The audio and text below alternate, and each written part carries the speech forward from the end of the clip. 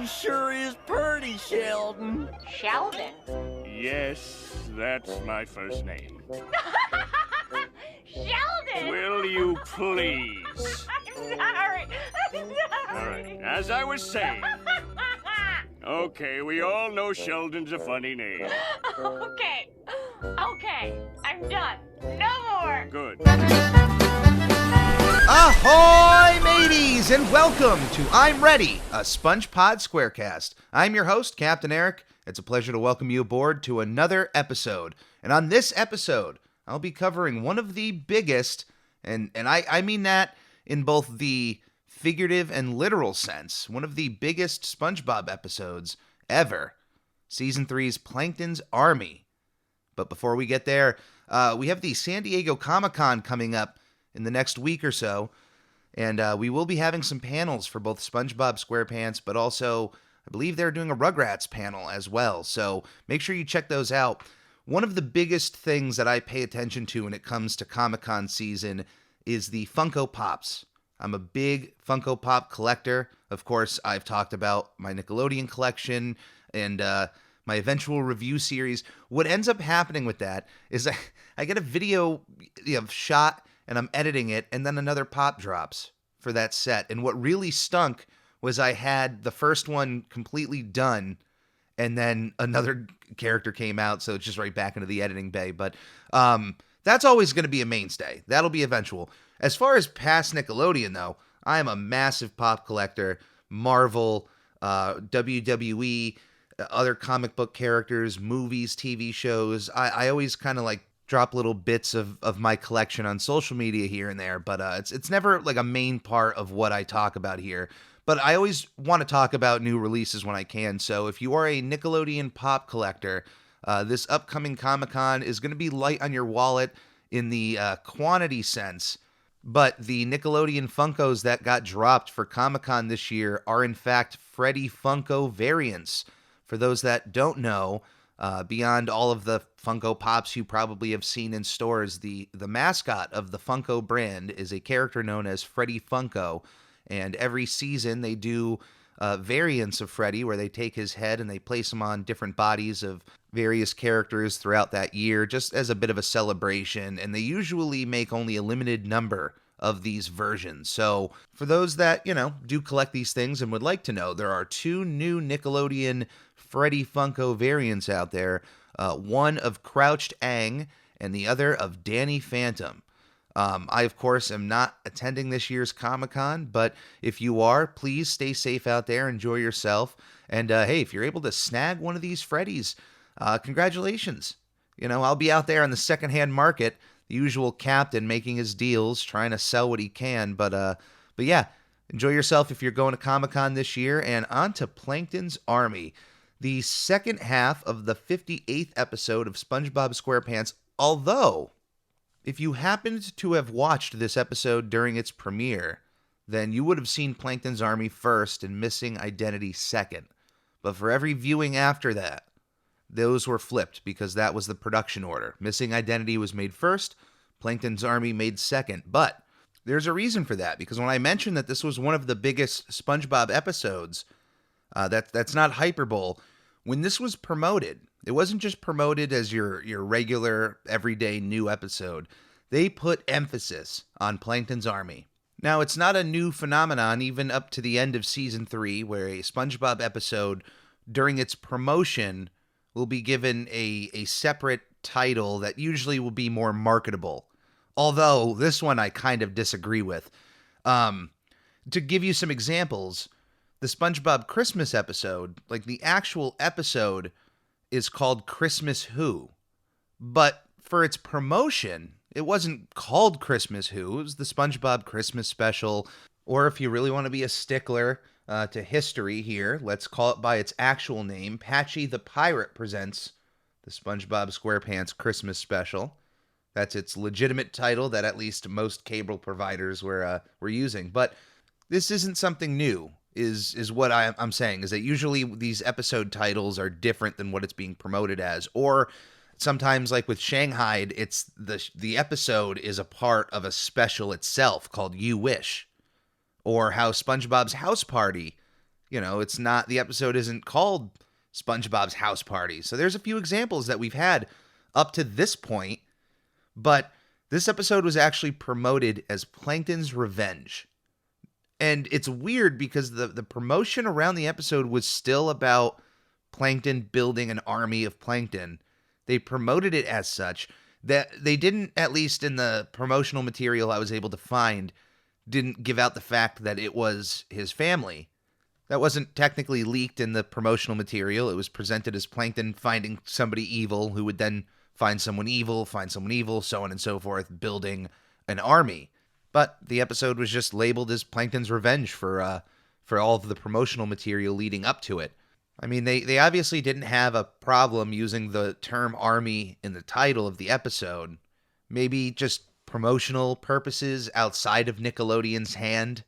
That's just complete speculation on the captain's part. I have no bearing in that. There's literally no information on this, so don't take that information and echo that out.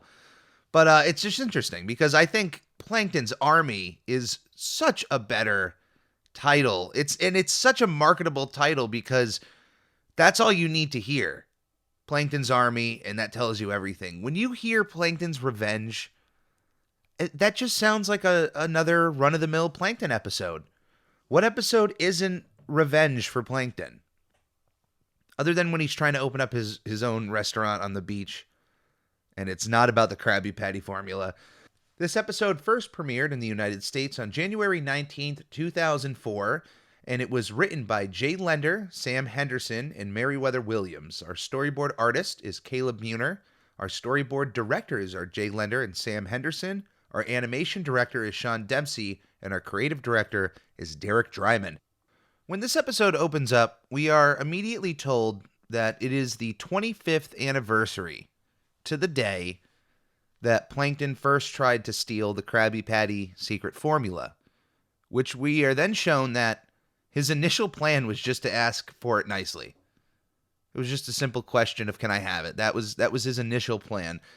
What's really nice is that even though throughout this episode we are given several previous moments of Plankton's failures in stealing the formula, in both his ideas and the disasters that follow,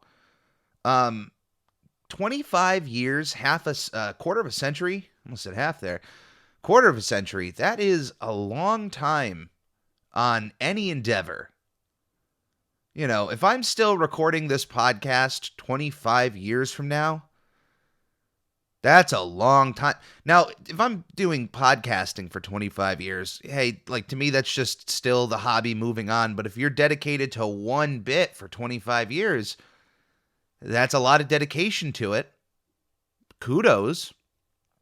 But what I like is that even though we do get a lot of these moments of, information as to what Plankton was doing, how he was doing it, how he was getting crushed, it's still such a vast time frame of exploration for stories. Not that they probably meant that. I mean, when it comes to the timing of SpongeBob SquarePants, it's gone above and beyond with their lengths of time. So I'm sure in the moment of writing this episode or coming up with it, 25 was that is a solid celebration year. 25 years. Boom. Not that we might not need to see much. According to Plankton, it's all been the same. It's all been just really terrible plans and him getting crushed on and stepped on by Mr. Krabs. Pretty much anyone bigger than him. Even his wife, who, by the way, this is Karen's best episode up to this point. I don't know if this is Plankton's best episode. Plankton's Army's certainly in the top 3 to top 5 best Plankton episodes ever. At least in my opinion. If you are gasped by that, just remember, come back down to earth. It's my own opinion. But when it comes to Karen, though, this is not really as much of my opinion as season 3 has been really her coming out party as a character. Prior to season 3, she was more or less a computer with some levels of personality, but season 3, even from the first episode, The Algae's Always Greener, she turned into more of that wife aspect of the relationship, making him dinner. And then here she is comforting him after a rough day. And of course, she would go on to have probably the best moment in the episode, but that, would then eventually derail her for the rest of it. But this entire first half of the episode is all about Karen in a way. It's all about Karen hyping up Plankton, being there for him, being a good wife, and even being a better wife when, one of the backbones of a good relationship is just knowing how you can laugh at one another and how you can take a laugh. Plankton needs to take a lesson here or there. But I really love the relationship they've laid out here between Plankton and Karen. Because honestly, the idea of Plankton and then the computer wife, it's a joke, but then how do you keep that joke going? And wow, I actually have to give a lot of credit here to Karen's voice actor. Karen, you may not know, is voiced by somebody very close to SpongeBob SquarePants. She is actually voiced by Jill Talley, the wife of SpongeBob voice actor Tom Kenny. Not to, make their relationship public. It pretty much already was, and I'm just echoing information that is already existing out there. But how funny is it that, once the day is done, it's actually Karen going home with SpongeBob than Plankton. The guy can't win. The guy can't win at all. But yeah, it just the slow evolution of Karen up to this point has been wonderful. And she would continue to grow, and the character would continue to get more expressive. They would find ways for her to essentially become an actual moving character along with everybody else, to the point that the SpongeBob musical has Karen as a character and is a wonderful part of the show. So I absolutely love that. But here we are on the 25th anniversary of Plankton's attempts at stealing the formula, and Mr. Krabs just knows he's going to be up to something. Something is brewing. It's Plankton's day of all days to steal. And of course, right away, one of the first customers we get is a robot, which compared to the robot technology that we're used to seeing with Plankton, it's a pretty, I don't want to say weak design. I don't want to offend the guy, but it's just a plain looking robot, like so obvious that it's a robot. Comes into the establishment, and Mr. Krabs is like, look, I'll handle this. I'll take this customer. I know what's going on. You guys can just move out of the way. And honestly, let's just get this out of the way first, because this is a SpongeBob podcast, and we are covering a SpongeBob episode. This is one of the least amount of voice lines that SpongeBob has in an episode. He's pretty much here at the beginning, right when Mr. Krabs is explaining that it's the 25th anniversary, and then he's there at the end. So right at this point that we're getting into, SpongeBob, non-existent. So the robot comes up to Mr. Krabs, and to Mr. Krabs' surprise, doesn't want to order a Krabby Patty, but wants to order just some coral bits. That's it. And it's a very awkward transaction after that. And you know what? They've captured something that I've had happen from customer to associate transactions before. I've had a level of awkwardness where somebody says something that, I don't know, doesn't compute with me in that moment, and I might kind of break down like Mr. Krabs here. Not in the sense that you're being rude, but where it's just that if you look at the level of energy Mr. Krabs gave right when the robot came up, and then the level of energy Mr. Krabs was giving once he accepted that all this robot wanted was coral bits, and just kind of, it was more of a flat experience on the end out. I've had that happen at least once a week. There's just a moment that feels like that, like, oh, okay, here you go. And it just, I don't know. I think the only example I could give is somebody was buying something, and I was like, hey, we have this item like right over here. We can just get this sticker. It's on sale. It's an extra like $30 off. And the person would go, nah, I'm good. Those kind of moments. See, like even there, I'm like, how else do I? I don't know. I've had moments like that where somebody could save an extreme amount of money, like even upwards of like $100. And it's like, hey, there's a coupon I can go and scan from this flyer. Like, let me just go and grab it. It'll take 10 seconds. And people just go, no, I'm good. Oh, hey, it's your money. Like, but it's just that moment of instant. You don't expect that answer. Just like Mr. Krabs here. You don't expect the answer of the coral bits. He sees this robot. He knows it's Plankton's. Why are you not asking for a Krabby Patty? And there's a reason. Because the distraction was all on the robot wanting the coral bits. Mr. Krabs did not pay attention to the dollar he was handed. And Plankton jumps out and announces to the world that he shows up to steal the Krabby Patty formula. A+ idea, but absolute D on execution. Like almost an F. Almost an F. Because an F would have been you hopping out while the robot was there. You at least waited until the robot left. But Plankton, come on. You know, can you wait until the dollar is then placed into the safe? Because then that's where the formula is. He didn't think this thing through all the way. Shows back up to his home disheveled, and now we are fully focused on Plankton. This episode, just in its title, should tell you it's a Plankton episode. We are now all about Plankton and what he's doing. He goes home very distraught over, of course, another plan being ruined, another person stepping on him getting crushed, or at least in this time, he was flushed down the toilet. Which is funny because when Plankton was coming in, Mr. Krabs had asked SpongeBob to go hose down the bathrooms, as if he wanted a clean bathroom to bring Plankton into. You know, I don't want to bring him into a dirty one. I don't want him to see how disgusting this place can get. He needs to know it's a clean establishment. And I would honestly like to know the amount of people, like raise your hands out there, if you knew what Mr. Krabs meant when after he flushed Plankton, he looked at the camera and he said, and it's now time for the chaser. Or, yeah.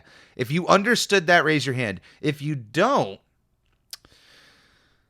I'm not going to be the one to explain that to you. Tough. Go ask your parents what the chaser is. Having to do with the toilet. If you don't give that information, your parent may give you a different answer than what I intended. But so yeah, Plankton flushed right down the toilet, sent out of the Krusty Krab back over to the chum bucket, and it's through his pep talk with his wife that he comes to realize that even though he is a man of a small stature, that if there were a multiple amount of him, he all of a sudden wouldn't be so small. Oh, wow. Where have I seen this before? Reminds me a lot of the movie Bug's Life. That simple idea that even though, you know, the ants on their own are weaker than the grasshoppers, once they combine their efforts, well, now they're not so weak. And neither is Plankton, with the idea that there are millions of other plankton under the sea. And that's where the light bulb clicks in his head. Wait a minute. There's millions of other plankton in the sea. And they're family. And family helps family. I've certainly helped family. I've asked family to help me. It's something you do. And the idea is ingenious because when you do think about it, when you actually look into the research of plankton and the ocean and whatnot, and just how tiny they are and how many plankton there can be in just a small amount of space of the ocean. So it's kind of funny that up to this point, 3 seasons in, we've only, like, this little pocket of the ocean, we've seen one plankton. Now, of course, in the world of SpongeBob, plankton are drawn to they're all small, but they're at least to a size that they can be seen roughly. And that varies. There have been episodes that where plankton's stature to even Mr. Krabs has been shrunken down just for comedic effect. But, there's a level of somewhat consistency where you could at least see a plankton, comparatively to an actual plankton and what we see, because we would need a telescope to see those creatures. That's the idea, that we would need a telescope to even see Sheldon J. Plankton, which we'll get to that in a second. But yeah, he has this idea of, wow, I have all this family out there in the world. I can bring them all to Bikini Bottom to help me. And I don't want to say he gaslights himself, but he has this idea that his family are all going to be individual, diabolical, evil geniuses like himself.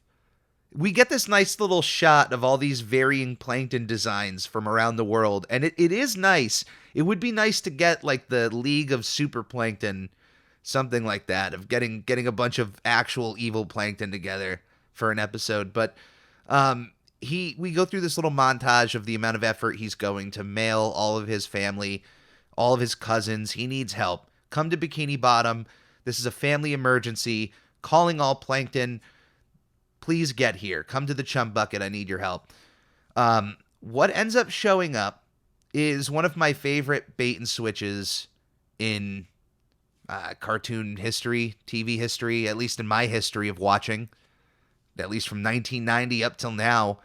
In the advertisements of this episode, even though they used the designs of some of these plankton characters, they did not disclose the family aspect as far as I remember, but they definitely did not disclose the fact that this entire army of plankton that shows up are of a backwoods / hillbilly style of both speech and stature and design, and it is beautiful.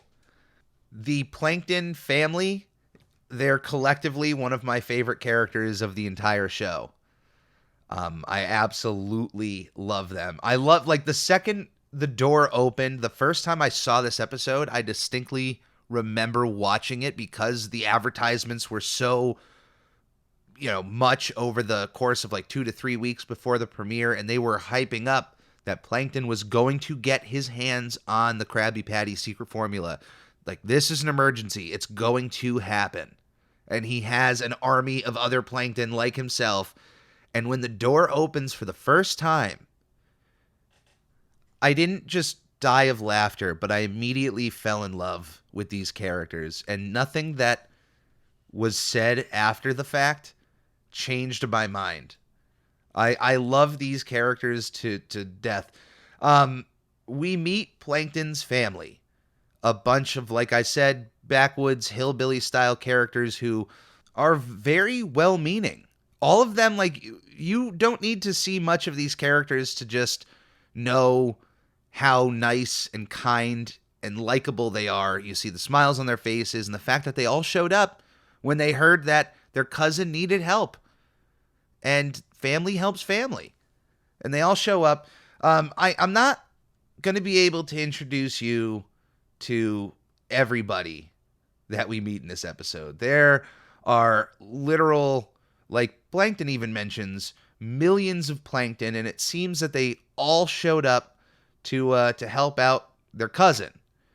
But for some of the characters that we do meet, I would like to introduce you to Clem Plankton, Zeke Plankton, Rufus Plankton, Jeek Plankton, Billy Bob Plankton, Billy Jim Plankton, Billy Bo Billy Banana Fana Fo Philly Plankton, Doug Plankton, Enos Plankton, Flem Plankton, Julio Plankton, Fletcher McGee Plankton, Rainchild Plankton, Joe Plankton. All right, I get it! All right, yeah, that's enough. I adore these characters. Now, when Plankton brings them inside, he, of course, like any good host, introduces them to his wife. Here is my wife, Karen. The initial character, Clem, kind of the main cousin here for Plankton, the just voice for the entire family. He thinks that Karen is sure purty, and Karen comes to find out something that she should know, being his wife. And we've already mentioned, and of course you already know, being a SpongeBob fan. But we find out for the very first time that Plankton is actually not his name. Like, it is his name, it's his surname, it's his last name, but it's not his name. He is Sheldon. Sheldon J. Plankton. Now, that's become very well known for SpongeBob fans. It's a very obvious piece of trivia, and it's all because of this episode in this moment when Karen finds out that Plankton's name is actually Sheldon.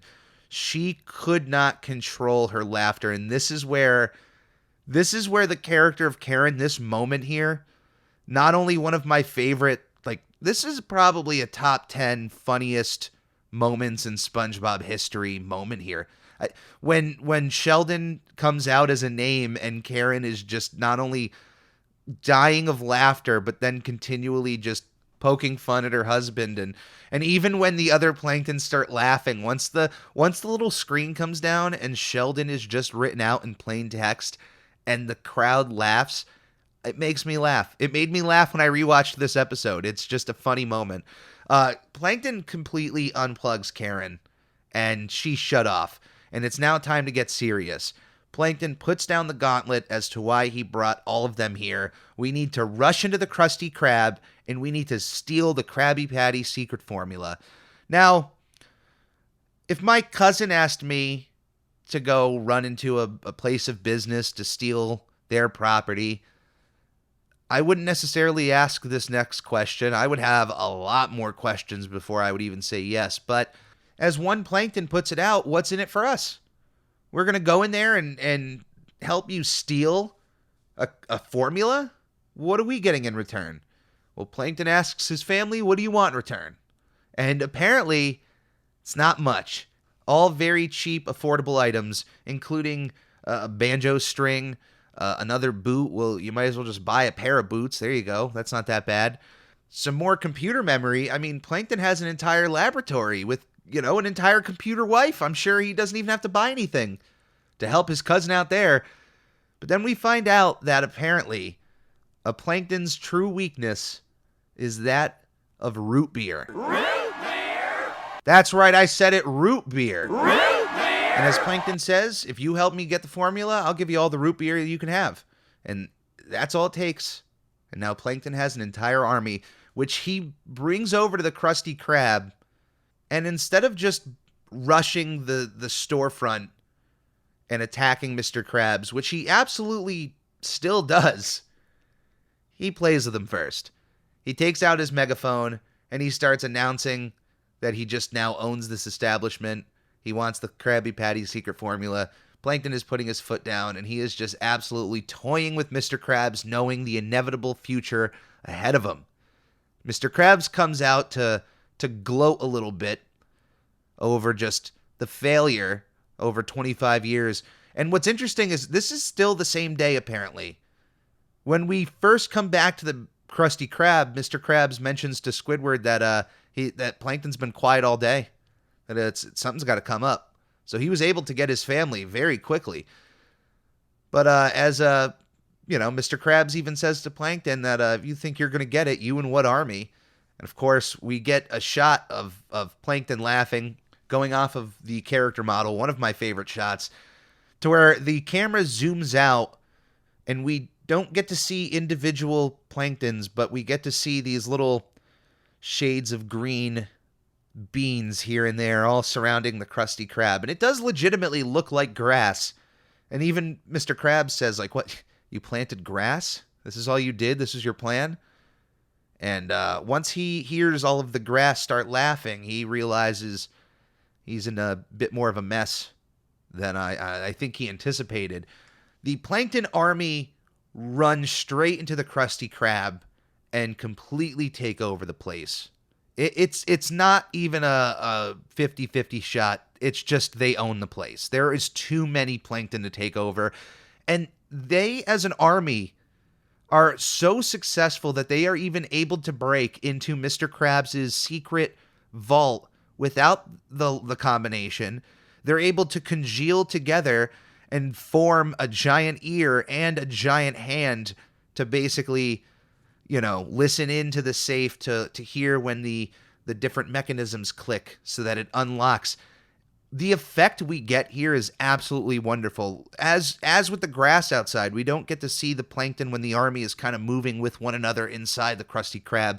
They're not individually drawn. You get these little bits of color that are moving ever so slightly.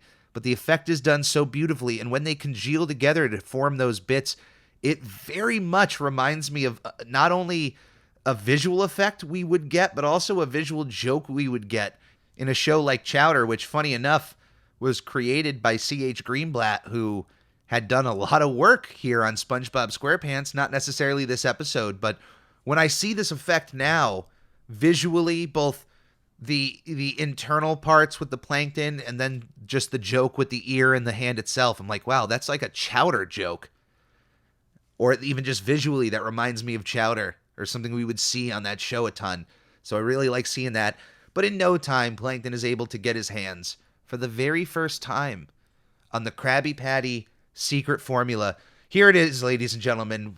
Everybody, hands on deck, the moment we've been waiting for. Before Plankton is able to reveal any part of the recipe, Mr. Krabs is warning him about the secret formula. It is not something that should be known, and you are not going to like it when you find out. But Plankton doesn't heed the man's warning and moves on to read the formula for everybody to hear in the room. He doesn't just take the book and run back to the chum bucket. He wants everybody to know what the formula is. And I'm going to read out to you what the Krabby Patty secret formula is right now, live on air. 1 pinch of salt, 3 teaspoons of chopped onions, a cup of love, gross, 4 heaping pounds of freshly ground plankton. Yeah. Now, Plankton is as shocked as anybody would be listening to that. And he and his entire family are beside themselves over this revelation.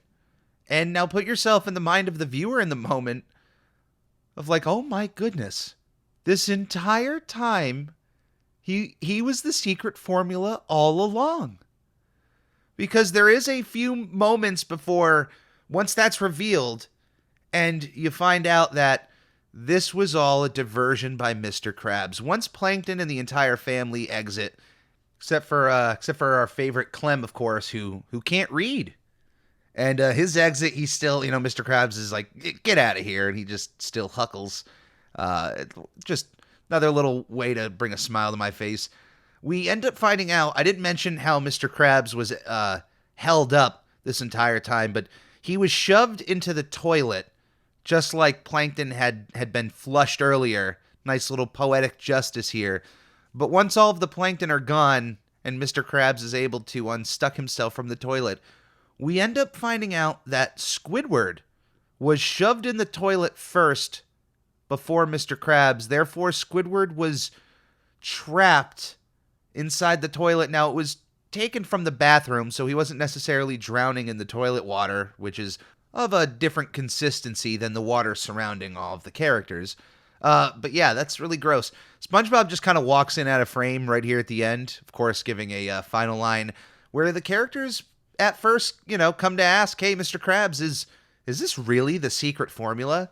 And that's where it's revealed after a, decent amount of time once it's said that no, that is not the secret formula. He, in fact, placed that book in there as a diversion just in case Plankton was ever good enough to actually get into the safe. And the question then remains, well, where would the real formula then be? Squidward then makes a joke like, what is it, under your mattress at home? And Mr. Krabs runs out of the Krusty Krab, very much in the same vein as Plankton running out once he finds out of the secret formula, and runs home freaking out that Squidward would figure out where his secret hiding place is. And now they're fully aware that they know Plankton will eventually figure out that it was all a lie, that the secret formula doesn't really include plankton in it. But nonetheless, from beginning to end, this is an absolutely fantastic episode. But there's something else I got to note here. This is the last episode that Jay Lender and Sam Henderson would get notice in the opening credits of a SpongeBob episode. I also forgot Sean Dempsey. Jay Lender Sam Henderson and Sean Dempsey, this would be their last episode of named credits here. Not to say that they wouldn't have any future input or help in any other future SpongeBob projects, whether or not it's the TV show or otherwise, but for all intent purposes, this is it for those who worked on the show. Thank you. What a swan song to go out on. Like, this is, like I said, up to this point, one of the biggest single episodes of SpongeBob SquarePants, the biggest, I think I mentioned. I mean, when your show has this villain whose one goal is to get a formula for a burger, and your advertising is promising that he's going to get it, a lot of people are going to tune into that. And I'm sure you did as much as with as much excitement as I did on that January day, or for those of you who watched around the world in Canada and UK, Australia, those other places who had gotten this episode before us, even as far back as 2002. But that is going to be this week for I'm Ready. Thank you for joining me. I cannot thank you enough. I truly appreciate it. You can reach Captain Eric at spongepodpodcast@gmail.com if you have any sort of questions, comments, anything you want me to read out on the air here. I have no problem doing so. You can also follow me on Twitter at I'm Ready Podcast, and then on Instagram at SpongeBob Podcast. Please check out my other podcast, This Week in Nickelodeon History, dropping every Sunday on most conceivable podcasting platforms. And don't forget to subscribe to the Captain Eric YouTube channel. The link for that is in the description. There is more video content coming out before the end of July. Please keep tuned for that. And please also hit that bell for notifications so you can know anytime the Captain puts something out. You can also purchase new and updated merch at the Redbubble link, either in the podcast description or in the link from any of my socials. Anything that comes in through my projects goes directly back into my projects. And as always, it's always appreciated. Even when you guys just say hi on Twitter, hi on Instagram, makes my day. I love interacting with all of you. And thank you for being a part of the Ready crew. As always, please stay safe, be kind to one another, and come aboard again to another episode of I'm Ready, a SpongePod SquareCast.